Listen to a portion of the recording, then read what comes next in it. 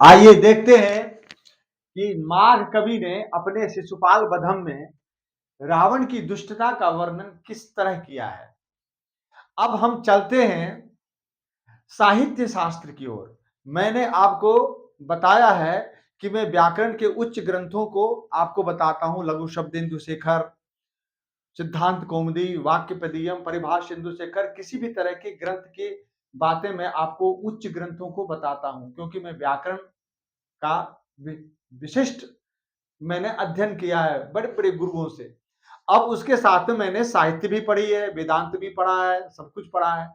अब मैं पीजीटी का बता रहा हूं, तो इसलिए मैं शिशुपाल बधम मैं आपको बताने जा रहा हूं। जरा देखिए इस श्लोक की सुंदरता।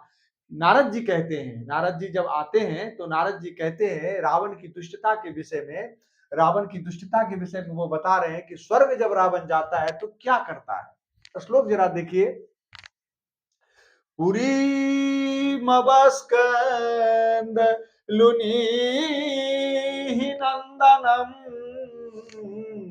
मुषान रत्नानि हरामरांगना विगृह्य चक्रे नमुचित विषाबली या इत्थमस्वास्थ्य महत् दिवं दिवः या इत्थमस्वास्थ्य महत् दिवं दिवः।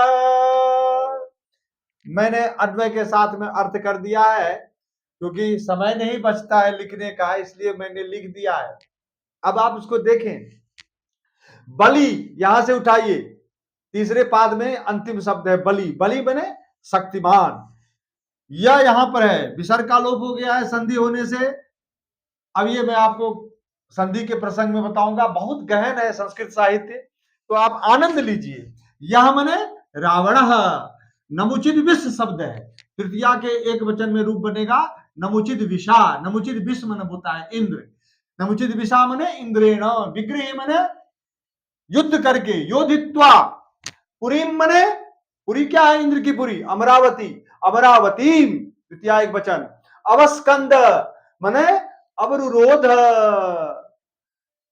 रोधित कर दिया, बाधित कर दिया, अधिकार जमा लिया। और नंदनम इंद्रस्य वनम, नंदन बोलते हैं इंद्र के वन को, स्वर्ग में जो वन है उसको नंदन वन बोलते हैं। लुनी मने श्रीहीनम चक्रे, श्रीहीन कर दिया। रत्नानी मने मणिनी, मणियों को। मुषाण मने मुमों से छुड़ा लिया।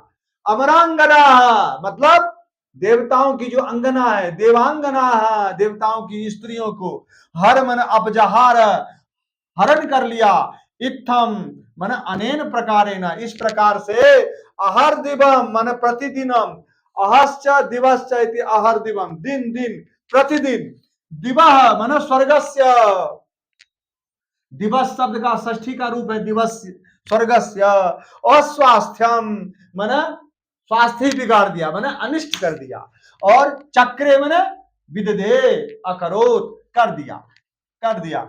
मतलब वह जो बलवान रावण था, इंद्र को पराजित करके अमरावती पुरी को अपने अधिकार में कर लिया और नंदन वन को श्रीहीन कर दिया। उनके मणियों को छुड़ा लिया, रत्नों को, और देवताओं की स्त्रियों का हरण कर लिया। इस प्रकार रोज प्रतिदिन वह स्वर्ग का अनिष्ट करता रहा। इसका मतलब दुष्ट जहां जाए वहीं आग लगाए, मतलब दुष्ट जहां जाए वहीं आग लगाए। इस पद में कितनी सुंदरता है, कितना पदलालित्य है, कितना सुंदर उपमा दिया है। क्या क्या है, उपमा तो नहीं है, लेकिन मतलब किस तरह से बताया है कि दुष्ट कहीं भी जाए तो क्या होता है। मुझे ये बहुत ही अच्छा लगा, इसलिए मैंने सोचा आज इसी से शुरुआत किया जाए से सुपाल बदम का। आप लोग जब कमेंट देते हैं तो मुझे पता चलता है कि आपको क्या चाहिए, क्या अच्छा लगता है। मैं किसी भी ग्रंथ को किसी भी तरह से मैं आपको बता सकता हूँ। तो जो आप इसके प्रेमी दर्शक हैं, पीजीटी टीजीटी परीक्षाओं में बैठने वाले, वो आप पूछें। मैं किरातार्जुनीयम भी आपको बताऊंगा। अब मैं आपको नैषधीय चरित्र भी बताऊंगा। जो भी आपको जानना चाहिए वो आप पूछें। भागवत का तो खैर कथा मैं करता था, लेकिन अब जो आपको चाहिए परीक्षाओं के लिए वो पूछिए। मैं कथा तो कर नहीं रहा हूँ। अब मेरे लाइव का वक्त हो रहा है। मैं आपके साथ 8 बजे से ज्यादा समय हो रहा है, तो मैं अब लाइव में आऊंगा।